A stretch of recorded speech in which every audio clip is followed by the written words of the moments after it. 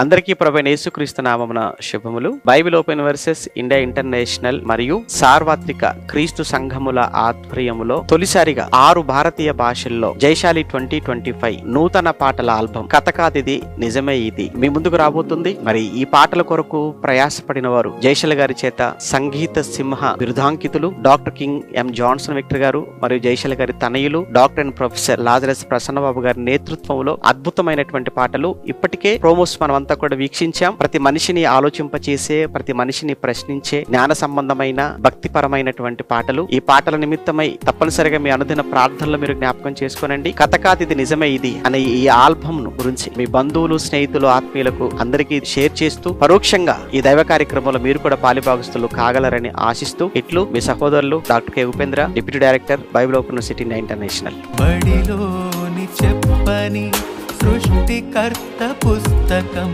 పరలోకము నుండి పంపబడినది, పరిశుద్ధాత్మ ప్రేరణతో వ్రాయబడినది. కథ కాదిది నిజమే ఇది, ఆ దేవుడు